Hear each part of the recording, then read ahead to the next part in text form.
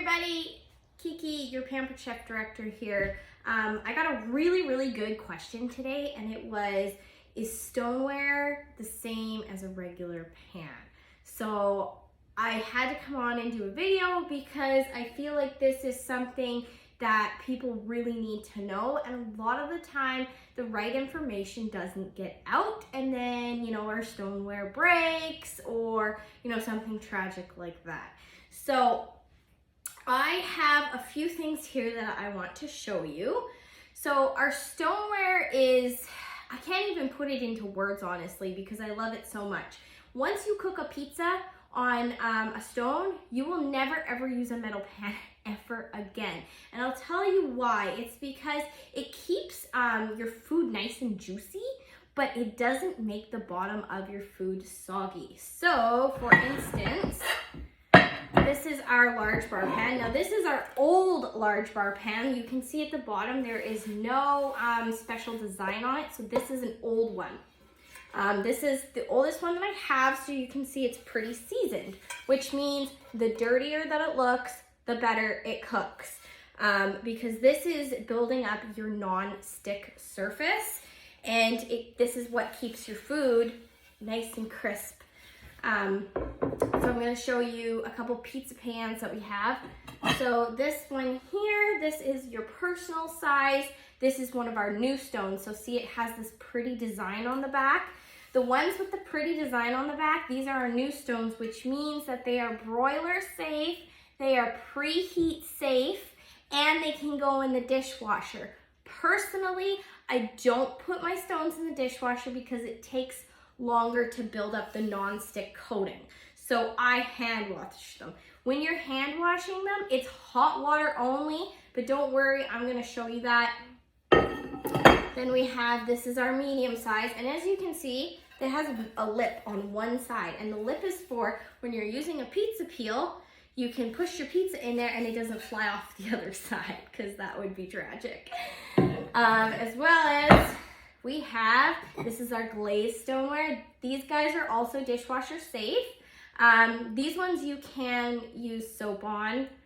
So this is one of our little bowls. I love it for soup because something with our stoneware is it retains heat so well and it keeps your food warm after cooking. So if you have a pizza, you take it out, you leave it on the stove, it keeps it hot. One time I had my dad over for dinner and he went to grab a second slice of pizza and he took a big bite and he burnt the inside of his mouth, and he was like, how is that still hot? Stoneware, it keeps your food nice and hot. We have pretty things, like look at this pie dish. This is perfect for the holidays. It's just absolutely gorgeous. And I actually haven't had a chance to cook a pie in it yet, or sorry, bake a pie in it yet, but I will be doing that soon. I have heard from other consultants that you don't actually need to use a pie crust protector because with the stoneware, it helps not burn the edges of your pie. So I'm intrigued to test that out and figure all that out. So you probably see some dirty pans here. I'm gonna show you these dirty pans.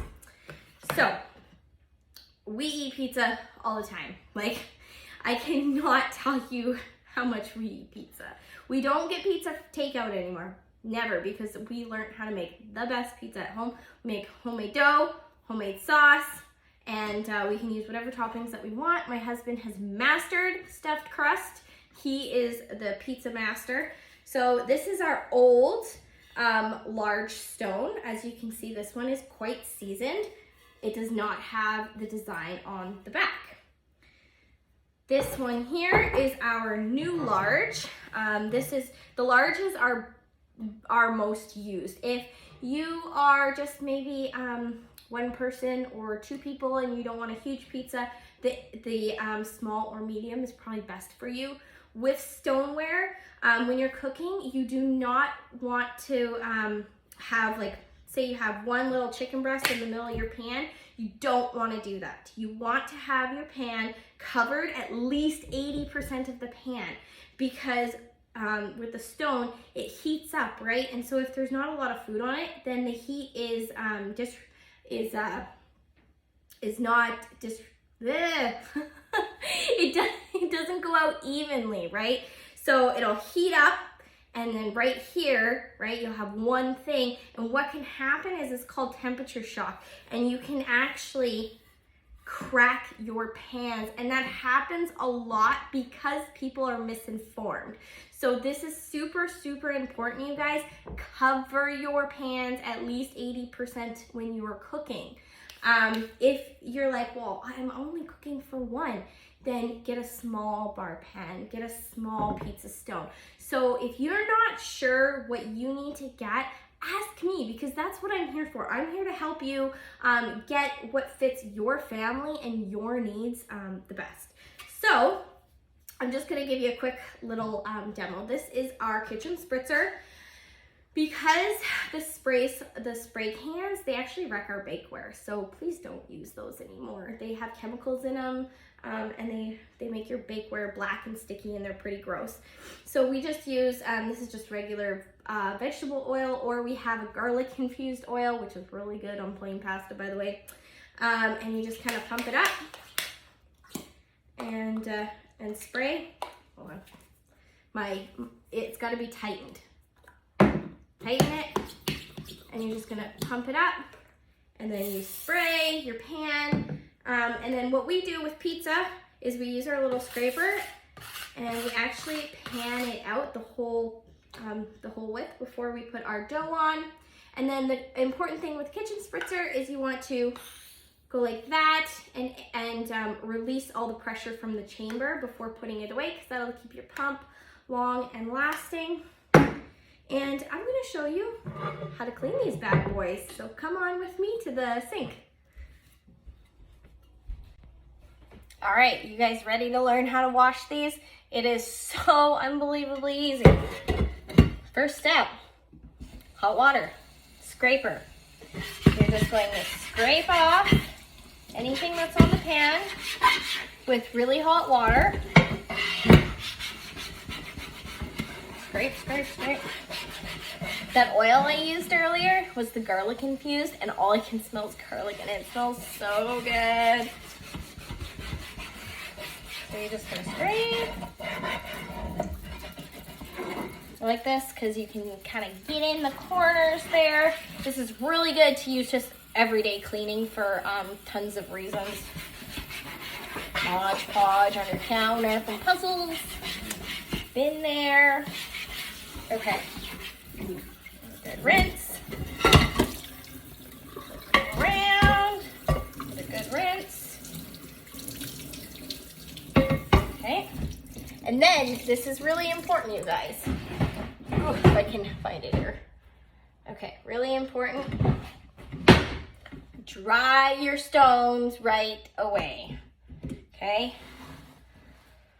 So what I usually do is I usually have a towel on the counter, and I set it on my towel, and then I usually have another towel, and I just dry it nice. So the more you use it, the more seasoned it will get. Like I said, the dirtier it is, the better it cooks. If you get a brand new bar pan, a really great way to season it is to cook bacon on it, because fatty foods will season it faster, right? Because it's greasy. So make sure that it's nice and dry. The reason why you want to dry it right after is because you don't want the water soaking into the stone, because that could cause future cracks, right? So you want to make sure that it's nice and dry. And that's it. That's all you do. And as you can see, it's not oily at all. And I used oil on this, right? And it's not oily. It doesn't smell like garlic. It doesn't hold on to oils or smells. They're fantastic. Our new stoneware, these ones with the pretty design, they can be in the oven up to 550 Fahrenheit. So perfect for pizza. I did hear a little trick. We like to cook our pizza at 450 for about, 15 to 30 minutes, but depending on the size and if it's stuffed crust and all that kind of stuff, right? I did hear a tip that if you cook your crust at 500 for the first 10 minutes, it comes out really, really good. So we have yet to try that. So if you try it before me, please let me know how it turns out. Thank you guys so much for watching this video and learning about stoneware with me. If you guys have any more questions, please let me know and I will do a video for you. Take care.